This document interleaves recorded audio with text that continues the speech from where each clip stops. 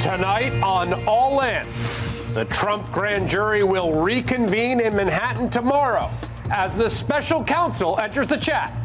If you're the president of the United States, you can declassify just by saying it's declassified, even by thinking about it.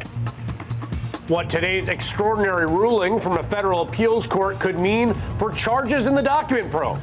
Then, what we know about the grand jury delay in Manhattan with a former prosecutor from that office. Plus, I think Alvin Bragg in particular is the most radical DA you can ultimately get to.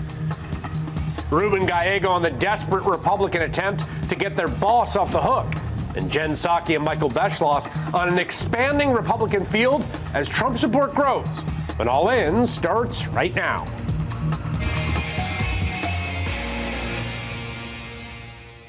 Good evening. I'm Chris Hayes. NBC News has learned that Manhattan District Attorney Alvin Bragg will convene the grand jury investigating former President Donald Trump tomorrow. Now, as you may know, the grand jury was supposed to meet today. There was much informed speculation that we could see an indictment handed down following that meeting, but that did not happen. Today's proceedings were canceled. And I'll be completely honest with you, we don't really know why. It's possible there was a procedural delay. There's been some speculation that Bragg wants the grand jury to hear from a final witness before it makes its decision. But whatever the reason, it seems plausible there could be some movement after tomorrow's hearing. Despite spending the weekend crowing on social media that he would be arrested yesterday, Donald Trump got a temporary reprieve today. Because, despite all this weird tough guy posturing, leaks to the press about how he would turn a perp walk into a media circus, Trump ultimately, I think, understands that getting indicted is a bad thing. I mean, as one Trump ally told NBC News, quote, "This is a guy that for decades has spent his life trying to not be indicted. He thinks it's a really bad look." I love that quote. It's a bad look. And when you take a step back, that should be obvious. Even if Trump thinks he can spin an indictment politically, I don't think anyone wants to be charged with the crime. Here's the thing, as we've noted many times before. The scope of Donald Trump's corruption and often transparent lawlessness is so vast that he is the subject of multiple serious investigations at the same time. And even though there was little movement in the Manhattan DA's investigation today, there was a lot of action in one of the other criminal inquiries into the former president. And that's the special counsel probe into his mishandling of classified documents.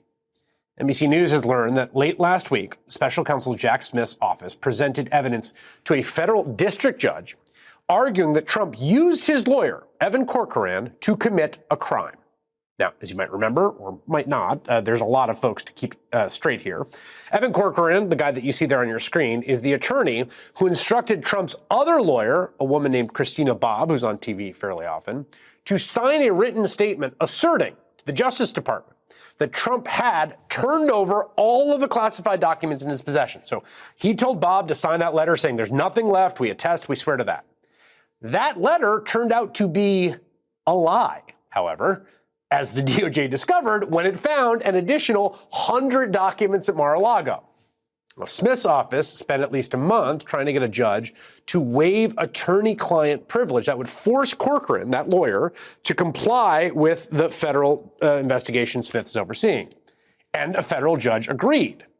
After hearing the evidence, D.C. Judge Beryl Howell determined it was more likely than not that Donald Trump committed a crime through his attorneys. The Trump team then appealed to a D.C. Circuit Court, which temporarily halted Judge Howell's decision, but only temporarily. The court set a really quick deadline for appeal. The Trump team presented its case at midnight last night, filing its briefs. Jack Smith's office filed its own briefs at 6 a.m. today. That was the deadline they were given.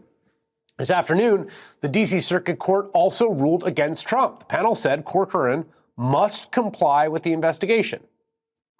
Now, I want to be clear because there's a lot of back and forth legally, and obviously we're all keeping in mind these different cases. This finding, first by a federal district court judge and then upheld by the appellate judge, is an enormous deal. I mean, everyone in the law, lawyers of all stripes and all sorts of roles, judges particularly, are very hesitant to break attorney-client privilege. It's one of those sacrosanct things at the core of the practice of law. And it can only be broken when someone, a judge in this case, determines that there's evidence a crime was committed. It's called the crime fraud exception. You can't use your lawyer to commit a crime. In this case, the crime at issue, reportedly, we believe, is obstruction of the government's attempts to retrieve back those classified documents from Donald Trump Mar-a-Lago. And now, as the Washington Post reports, the court says Corcoran must turn over, and this is important here, quote, notes, transcripts of recordings, and invoices in his possession to the special counsel's office. Because, according to their source, quote, the judge has reviewed that material and concluded there was evidence suggesting Trump may have misled his own attorneys in the classified documents matter. In other words, a federal judge determined that Trump may have knowingly misled his own lawyers into lying to the government on his behalf. The judge determined Trump's conduct may have been criminal, in fact, more likely to have been criminal than not. Again, this is a very, very rare kind of finding, okay? And here's the thing that's so crazy about this. This is not the first time that a judge has waived privilege for one of Trump's lawyers in just the past few months. We were down this road before, just a few months ago. Today, a federal district court judge ruled that ex-President Donald Trump signed legal documents describing evidence of voter fraud that he knew was false. The 18-page opinion is part of the case brought by Trump's coup-plotting lawyer, John Eastman, to keep his emails away from the January 6th committee. Eastman has been citing attorney-client privilege, but Judge David Carter ruled that Eastman must turn over some of those emails that show that President Trump knew the specific numbers of voter fraud were wrong, but continue to tout those numbers both in court and to the public. And that is because those emails are evidence of what may very well be a crime. Okay, so completely different case, nothing to do with this case, right? About January 6th and about John Eastman's advice and counsel leading up to it. Completely different set of circumstances. And a completely different judge took the extraordinary step of waiving attorney-client privilege for one of Trump's lawyers because said judge came to believe Trump may have committed a crime. This is not a thing that happens very often. It doesn't happen to most people once, let alone twice. But again, another illustration of what we know, that he is not Donald Trump, most people.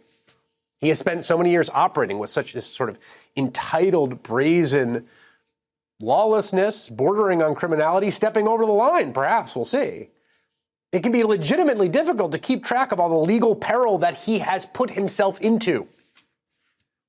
Harry Litman is a former U.S. attorney for the Western District of Pennsylvania, former Deputy Assistant Attorney General of the Department of Justice. Barbara McQuade is a former U.S. attorney for the Eastern District of Michigan, is currently a law professor at the University of Michigan. Both of them join me now. It's great to have you both. Harry, let me start with you just on, again, the sort of procedural posture of all this stuff can be very complicated and confusing, particularly when people are not familiar with federal procedure and which judge is saying what. At core here, the significance of today's ruling by the D.C. Appeals Court upholding what this district court Judge Howell found. Thunderous. Look, the judge found that we're talking, remember, about the subpoena and the false declaration that is a crime in itself, very possibly. And the only reason you could find a crime fraud exception here is because the actual communications between Corcoran and Trump are themselves evidence of a crime. Stop and think about that. What is the least it could be? This is when Corcoran is preparing, well, actually to tell Christina Bobb, sign right here, it'll be okay. But we've done a diligent search and we've turned over everything. That was a lie. That's a serious lie.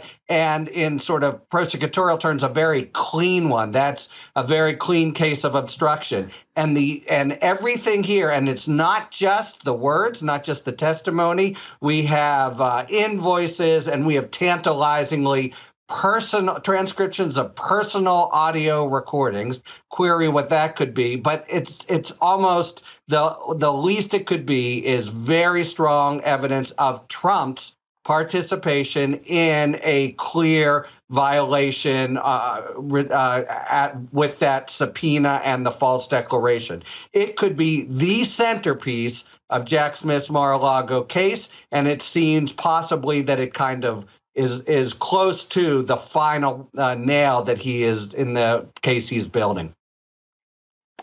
The bar here, and I've had multiple folks on the show throughout the last year, months, making this point, Barbara. I think someone was saying that any time at the Department of Justice you want to penetrate attorney-client privilege, it's got to go all the way up to basically, I think, the number 2 at the department. This is not done lightly. What are the conditions under which it's penetrated? And have you ever encountered in your time a situation like this where it seems like the lawyer may have the goods on the client? Well, Chris, first, you're absolutely right that it's incredibly rare that the Justice Department would seek to pierce the attorney-client privilege. As you said, it is sacrosanct, and the Justice Department respects it and does not try to get between a client and his lawyer. I can remember in 20 years of practicing at the U.S. Attorney's Office, part of the Department of Justice, one time when we did seek that high-level approval to pierce the attorney-client privilege. And it's because the attorney was working with the client in a conspiracy. They were co-conspirators. They were both in on it. But we went through all of the steps. The judge reviewed the material and then determined that, yes, by preponderance of the evidence, I find that there is evidence of a crime here, gave us that material, and we were allowed to do it. But never, Chris, to answer your question, have I seen a situation where the client was trying to use the lawyer as a pawn to fulfill a crime, which may be what's happening here. I want to just put a little special emphasis on this, just so people are tracking this, right? So you can imagine a world in which a lawyer is sort of a crooked lawyer and is in cahoots in a criminal activity, in conspiracy with their client. They're both doing something together and hoping that the attorney-client privilege will shield them from that, and there's the exception for that reason. In this case, what appear to be the facts from the outside is Trump using his lawyers as unwitting tools towards the end of obstruction of justice by getting them to sign a declaration attesting to the federal government that there is nothing left that you are looking for, only to have said federal government then search the premises and find 100 different examples. And here's the reporting, Harry, from ABC News on the lines of inquiry related to Corcoran. Sources familiar with the matter further describe the 6 topics that Corcoran was ordered by Judge Howell to testify about, over which he previously sought to assert privilege. They indicate Smith has zeroed in on Trump's actions surrounding his response to a May 11th DOJ subpoena that sought all remaining classified documents in possession, which investigators have described as key to Trump's alleged scheme to obstruct the investigation. All of which to say, Harry, the Corcoran testimony here seems like a huge part of the whole case, to the extent there is one.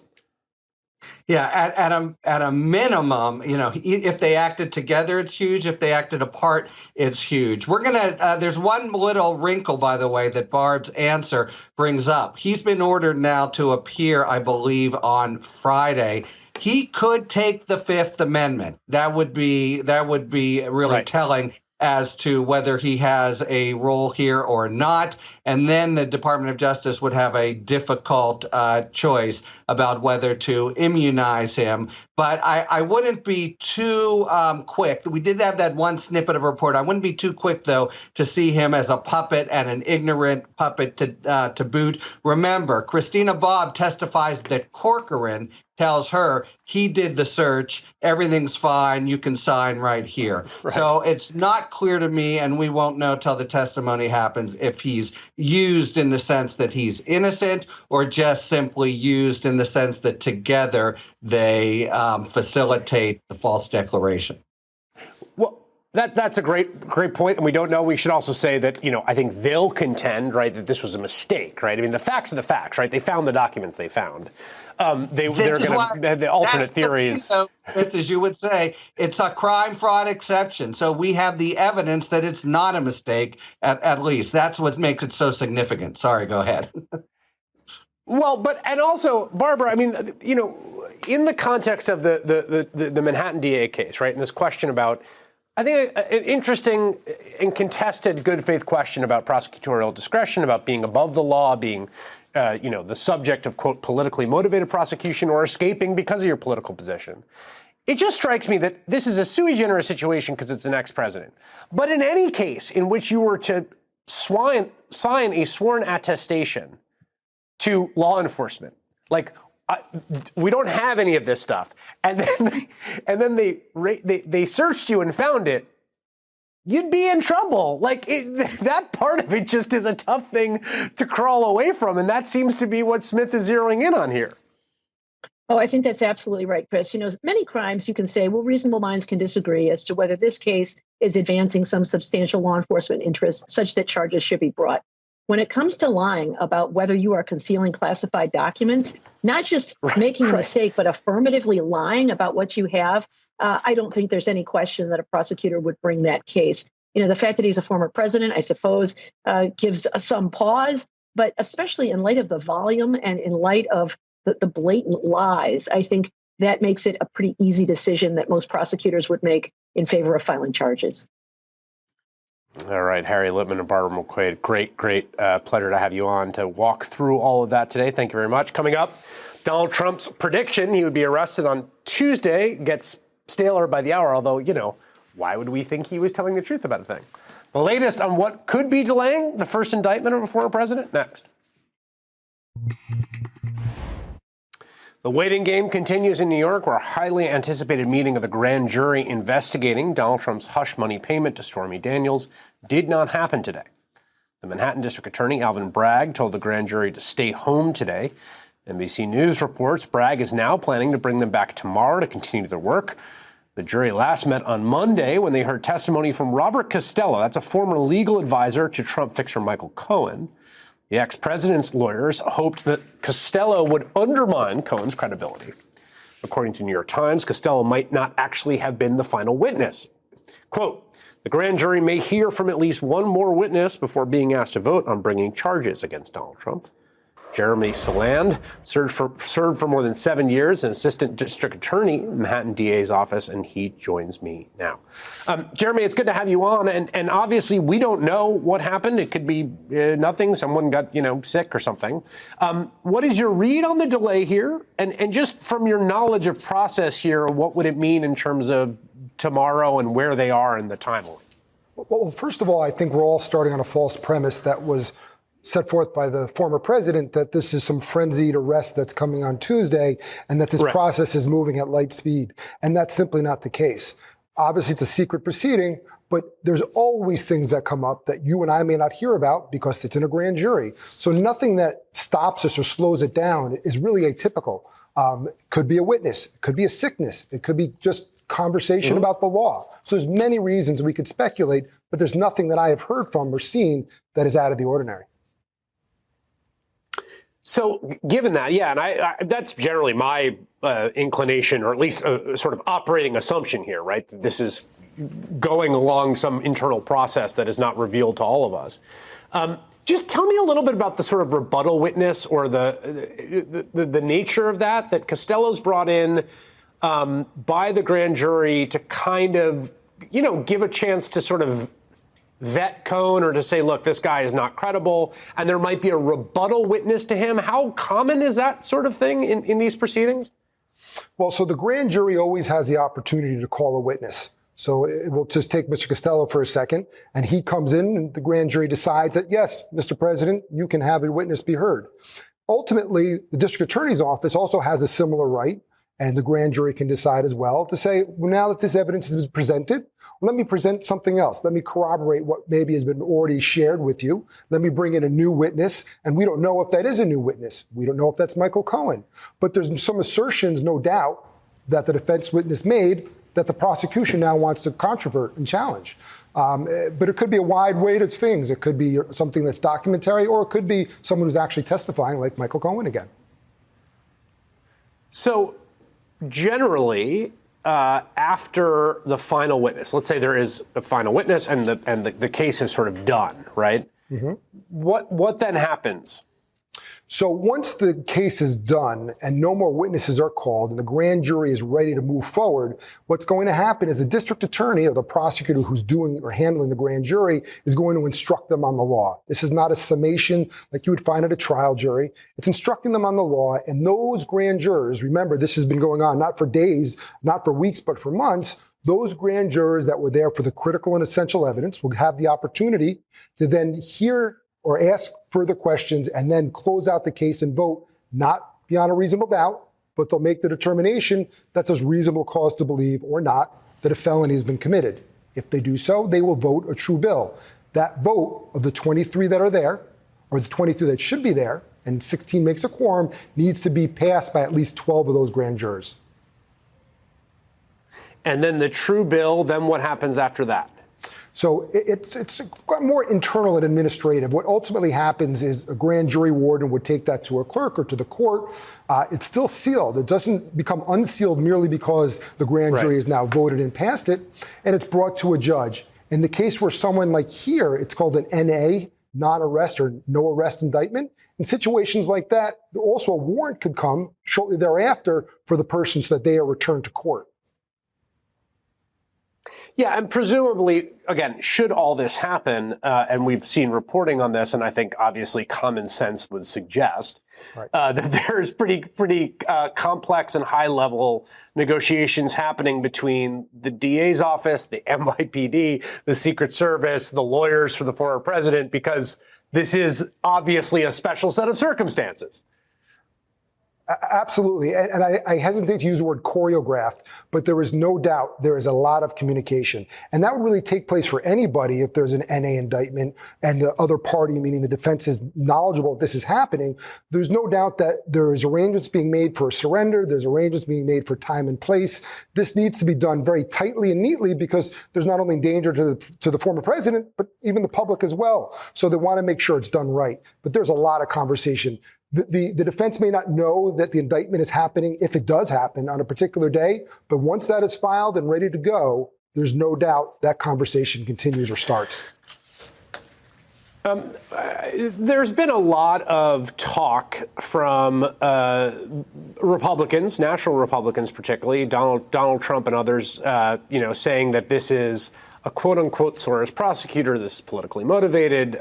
Trump saying that he's a rogue prosecutor. He's having a hard time with the grand jury, especially after the powerful testimony against him by Felon Cohn's highly respected former lawyer, which, again, that's just like, oh, whatever.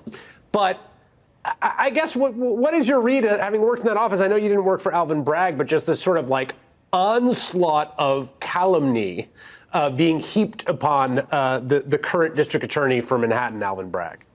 Well, I'm confident that this is a question that's being dealt with internally well before this moved forward. And there's a presumption that this grand jury investigation sort of started again. But it was an ongoing investigation. It didn't just start and come out of nowhere. And of course, there's going to be the use of the political sword to try to slay this dragon.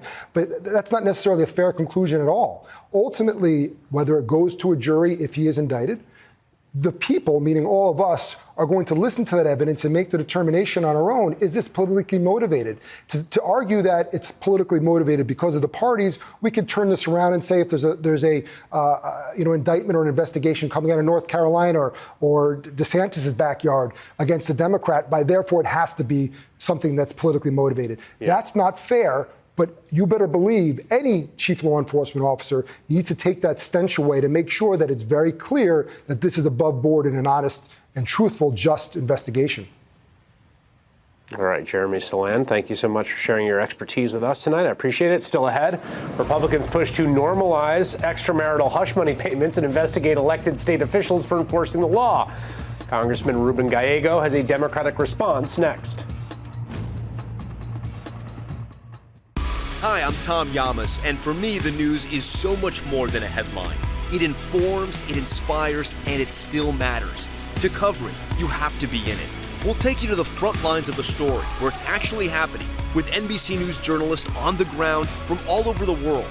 We cover what you need to know and bring your newsfeed to life. In primetime and streaming live, it's your news playlist. Join me for Top Story, weeknights at 7 Eastern on NBC News Now. There comes a point when a singular event shapes our future, broadens our perspective, and marks a crossroad in our cultural landscape. The Turning Point, an original documentary series from MSNBC Films and executive producer Trevor Noah that explores these watershed moments for the biggest issues of our time and asks how we got here and where we go next. The Turning Point documentary series on MSNBC and streaming on Peacock. He's a George Soros-backed prosecutor. He can't take the heat. So the guy is yielding to the political pressure generated by the former prosecutor. This is a very politically motivated DA, and it's criminal penalties for a campaign violation. Most of these things shouldn't be criminal at all for ordinary citizens, much less for an ex-president. The only thing he wants to do is weaponize the law against his political enemies. President Trump is a victim of that. Republicans have been shouting to just about anyone who will listen that any investigation into Donald Trump is de facto illegitimate. The chairs of the House Judiciary and Oversight Committees even sent a letter asking Manhattan District Attorney Alvin Bragg to testify before them, quote, about what plainly appears to be a politically motivated prosecutorial decision. And now Democrats are pushing back, responding. Maryland Democrat Jamie Raskin, ranking Oversight Committee member, saying, quote, the Republicans' letter to the Manhattan District Attorney represents an astonishing and unprecedented abuse of power that is, quote, attempt to use congressional resources to interfere in an ongoing criminal investigation. Congressman Ruben Gallego is a Democrat of Arizona and a candidate for Senate there, and he joins me now. I was struck by the unprecedented line in Jamie Raskin's quote, and it's a word we use often and have justification to use often these days. What do you think about this letter that was sent to the DA's office from your Republican colleagues? Well, it's just a letter that just kind of shows the full hypocrisy of the Republican Party right now. First of all, they talk about local control, and now they're trying to take local control away from a local DA and a grand jury. They talk about the rule of law, and yet they're trying to basically overturn the rule of law because they want to really suck up to a former president who has zero control over the party, but has certainly control over a lot of their futures. And it really shows that in the long run, the basics of the Republican Party is for power and not for really for the continuity of the rule of law or the preservation of democracy. It's something that really goes back to January 6th. They make exceptions for everything as long as it's in the favor of the Republican Party. Yeah, I was struck by this. I had missed this, but in the Times reporting on this, Annie Carney and Luke Broadwater, that last month that Trump's own lawyer, Takapina, wrote to District Jordan calling on Congress to investigate the egregious abuse of power by what he called a rogue local district attorney, according to a copy of the letter obtained by the New York Times. So there's, this is a kind of tandem operation, and I wonder if you think that tandemness has any chance of breaking at any point, or it's just the House Republican caucus is an arm of Trump fundamentally. The House Republican caucus, the House Senate caucus, and in general, the whole GOP is an arm of Trump. They cannot exist without Trump and the base that he brings to the Republicans. So they will do everything to keep him alive, keep him out of jail, and keep him viable, because at the end of the day, they don't believe in him. They believe in the power that he brings to them. And so if they have to, break the spirit of the rule of law that we've had in this country for, centuries, if they have to potentially break our democracy like did on January 6th, if they have to break all the norms and rules that we have had in this country that has made us such a great country, they will do it as long as it means that they get to hold power. That's what we're seeing right now. It's just a raw power move. And if it screws a grand jury in the process, they do not mind doing that. Let me ask you this question, because obviously we're in totally uncharted territory here, right? We just haven't dealt with this before, even though, as I'll get to in a little bit in the program, other countries have all the time, right?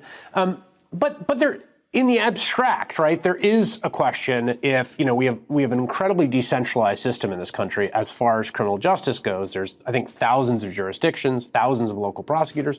You can imagine a rogue prosecutor, politically motivated, issuing an arrest warrant for, pick Hillary Clinton, for instance, right? And so there is at the nub of this, right, there's this question of how this power is being deployed. And how do you think about it in a sort of slippery slope sense? Like, do you worry about this uncorking something like that? Look, I think we have to worry about it, but at the same time, we have to be wary of us avoiding our duty to uphold the rule of law. He's not president of the United States right now. He did this as actions before he was president of the United States. Whatever they have discovered, and by the way, we don't know what they're actually charging him with, right? We can't assume that it's something as small as a misdemeanor. we have to wait to see what the grand jury actually says, which is why it's even more weird. And I think at some point, some level devious that they are actually trying to stop this grand jury before they even announce their findings. So that's something that it's totally being lost in terms of the focus right now. Look, do we want to talk about how this is an uncorking? There was an uncorking before. The years that they spent going after Bill Clinton with Whitewater, the years that they spent going after Hillary Clinton. We've seen this happen before. It does not mean, again, that we should be going out there looking for retribution, but a lot of this has already happened in the past. Now, at the same time, we can't take away the right of local jurisdictions for them to enforce what they believe is the rule of law. And there are checks and balances to it. A lot of them are found at the local level, and I have trust and belief in the American people that they will do that. But we can't stop ourselves from actually enforcing that rule of law because we're afraid of what the Republicans are going to do or what Trump is going to do. And essentially, you're allowing politics to come into your judicial decisions, which I think in the end is even more detrimental than what happens when we actually potentially indict a former president, a citizen, mind you. Yeah, I mean, one of the lessons of 2020 is the election administration system is similar to the criminal justice system. It's highly decentralized, lots of local jurisdictions, and in the end, to the extent the system held, and it held at that level almost entirely, almost unanimously, it was because the local operators from throughout the country of whatever political ideology and background did the right thing, right? They took their duty seriously and they engaged in good faith and they made those judgments. And that was a reassuring moment. And you got to think, if we don't have that, we're lost all the way up and down. Congressman Ruben Gallego of Arizona, who saw this up close, thank you so much for your time tonight. Thank you for your time. Still to come, despite his many legal troubles, Donald Trump is tightening his grip on the Republican presidential nomination. Is there anything that can change that? Anyone in the party who can make gains against him? Ahead.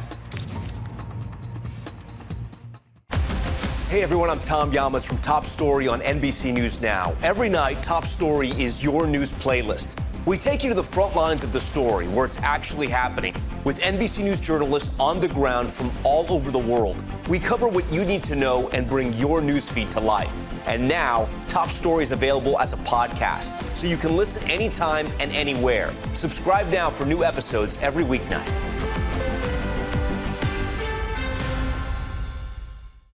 Hey everybody, it's Savannah Guthrie. And I'm Hoda Kotb, and we've got some great news to share. The Today Show is now available wherever you get your podcasts. Can you believe that? Right now, you can get your daily dose of news and headlines and the day's top interviews from us right here every single morning. We have what you need to start your day, and it's available every day, wherever you get your podcasts. So why not subscribe and follow today to start listening?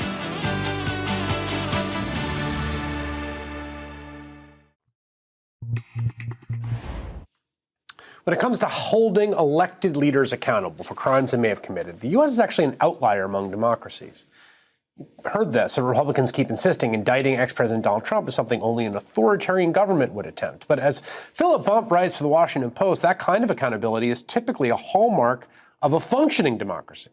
I mean, in March of 2021, just 2 years ago, Nicolas Sarkozy, the former president of France, was convicted for corruption. In Portugal, in 2015, former Prime Minister José Sócrates was indicted and jailed on several charges, including corruption, although in 2021, the corruption charges were dismissed. Former Italian Prime Minister Silvio Berlusconi has been indicted in so many instances, including defamation, bribery, tax fraud, it's almost impossible to keep track. As I recently explored with award-winning journalist and foreign policy expert Rula Jibril, on my podcast, Why Is This Happening? This kind of public accountability is important when battling authoritarianism. She spoke with me about growing threats to democracy, the resurgence of neo-fascism propagated by right-wing figures across the globe, including Donald Trump and Italy's new Prime Minister, Giorgia Meloni. And you can see the link between when they start saying these words and violence. When Trump was talking about after Charlottesville, and he said, they're fine people, whatever. Yeah. And then you see how the rhetoric, and especially the great replacement conspiracy theory, whether Jews opening the door for refugees, and then you see the terrorist attack in the synagogue, Tree of Life synagogue, and other places. And when when the leader of the Democratic Party was elected 2 weeks ago, immediately after, in a small town, on the walls of that main square, her name was written there. There was a swastika, and basically said, de facto, it was a death threat. So these are not words. In Italy, people are very angry because of the political situation, but also the economic situation. And they want to blame somebody for their, whatever, what's happening in their life. And Meloni is feeding them, and that government is feeding them rhetoric. And what kind of rhetoric is that she's feeding them? Not only identity politics, but also pointing out to who the enemy are and who are the people to target. You can scan the QR code on your screen right now to listen to that full episode and find Why Is This Happening wherever you get your podcasts. With the frontrunner facing the possibility of multiple criminal indictments, there's a new potential contender for the 2024 Republican presidential nomination.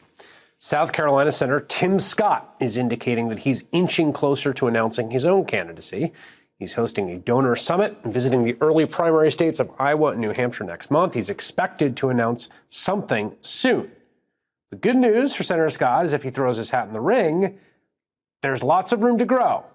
Latest poll has him at just 1%, same as Mike Pence. The bad news for Senator Scott, Trump is still right now running away with the nomination. He's got a 14-point lead over DeSantis, and crucially, that lead has been growing throughout the year despite the looming threat of indictment, or maybe because of it. Jen Psaki is the former White House press secretary for President Biden, hosts the MSNBC Inside with Jen Psaki, which just debuted this weekend and was great. Michael Beschloss is an NBC News presidential historian, and both join me now. Michael, let me start with you, because there's no real precedent here. We haven't had an indictment of an ex-president. We did have, I hasten to add, Aaron Burr indicted and tried for treason when he tried to declare himself king out west of a territory and was acquitted. Right. Although not for Alexander Hamilton. No, that's the amazing part. It wasn't for that. It was for another scheme in which he was sort of set up as a king. Right. So we don't have a neat precedent here. But my question to you, Michael, is this. Is there any precedent for an ex-president commanding the kind of power over the party that Trump now has as he runs for re-election and faces all this legal peril? There's nothing remotely like this, and that's sort of the problem, Chris and Jen. Problem is that, you go back to all the founding period with Alexander Hamilton. They were all worried that presidents might misbehave or engage in criminal behavior. They thought they had two answers. One was elect good people. Well, we see how that's done in the last 5 years. And the other one was impeachment, which, as we've seen in our own time, has become a toothless remedy. So the result is that you can have a president like Donald Trump running roughshod without being worried about impeachment or worried about the fate of Richard Nixon. Nixon, as you both know, from the day he resigned in August 9th, 1974, for a month till Gerald Ford pardoned him, wrongly in my view, Nixon thought there was at least a chance that he could go to jail. I believe that if at least he had been fingerprinted, at least if he had been in serious danger of going to jail, then maybe someone like Donald Trump would have been a little bit more careful about calling an election official in Georgia or staging an insurrection. Yeah, I think that's a great point, the Ford precedent, and also the sort of global comparison set that we just noted, that you do have this happen in other places. But Jen, the other situation here, right? I mean, what's so weird is this is happening not just with this, ex-president, but in the context of another run, and in the context of this, this battle with a primary contender, Ron DeSantis, who he seems to be sort of gaining on as he just pummels DeSantis. And DeSantis, again, hasn't, it appears like the rest of the folks in that party, figured out how to go after him. Yeah, I mean, the polls started to drop for DeSantis and go up for Trump around the time that Trump started going after DeSantis. And there's sort of a clear correlation there. And with DeSantis, he's just started taking the gloves off this week, right? He did this interview. We've seen some clips of the interview. He seems to be, as you just suggested, Chris, trying to figure out exactly what his attack is going to be. One of them seems to be Trump worked too hard to get a vaccine for COVID. So, like, wrap your mind around that. But that seems to be one of his attacks. And he's clearly gone out today as well to try to be the culture war hero, going even more extreme on this Don't Say Gay bill to try to be the owner of the culture wars. I don't know that that's going to work because as you've showed with the polls and just digging into them further, Trump has such a high floor. And he's always had a high floor. That's why he jokes about he could shoot someone on Fifth Avenue. And DeSantis hasn't quite figured out yet how he's going to poke into that. There's also the question of what the indictment will mean when it happens, if it happens, or what multiple indictments might mean, Michael. And I do think, again, no one can game this out because we are in uncharted territory. Right. It does strike me, though. I've covered enough presidential races that I know it's early. Dynamics can really change. Crazy events happen on the horizon, right? What were what was everyone talking about, in February of 2020, right? Before it became clear that like COVID was going to alter all our lives. And so in that respect, I don't feel that certain about it, Michael, but I do also think that people should not underestimate the fact that getting indicted is bad and might actually hurt the person who gets indicted politically, particularly if there's multiple indictments, and that might shape the field, Michael. Wouldn't it be nice to think? I hope we're not just living in a past age of powdered wigs where that was true.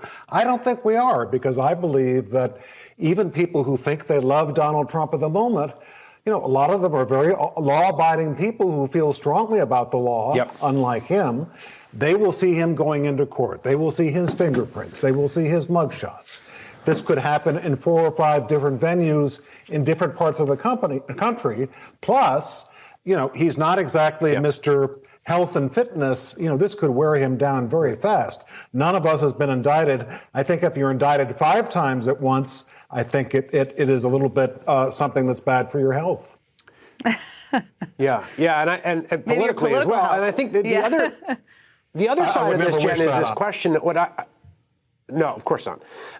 The other side of this, Jen, I think, is that there's this question about trusted messengers. So you see it right now with Trump, right? So with Alvin Bragg, right? The idea is like, it must be fixed. It must be politically motivated because Alvin Bragg is this New York prosecutor who's quote unquote, wink, wink, reverse racist, right? Yeah. But then when Trump turns around and attacks Ron DeSantis, and he had a long thing today about DeSantis' Florida record, any Democrat could have said that to conservative primary party voters, and it would have been entirely discounted. The same stuff. Right? Yeah. But Trump is the trusted messenger to go after DeSantis on the record, and he gets a hearing on something like that would not get a hearing from anyone else. And that's the sort of particular potency, Jen, I think he has in that primary fight.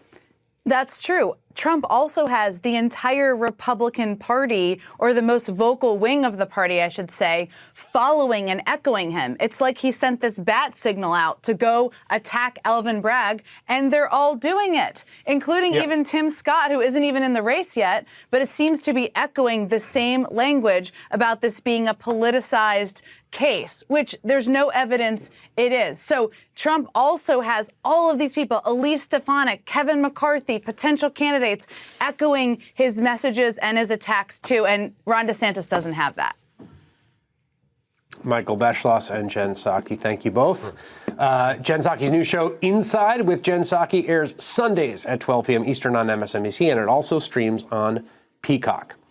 That does it for All In. You can catch us every weeknight at 8 o'clock on MSNBC. Don't forget to like us on Facebook. That's facebook.com/allinwithchris. MSNBC presents a new Peacock original documentary. Lowndes County was one of the poorest counties in the country. It was 80% African American, and in 1965, no black people registered to vote. The story of a brave community. People were followed, people could lose their jobs. That found its voice by voting. We have to continue to tell the story of how we got to where we are today. Lowndes County and the Road to Black Power, Sunday at 10 p.m. Eastern on MSNBC and streaming now on Peacock.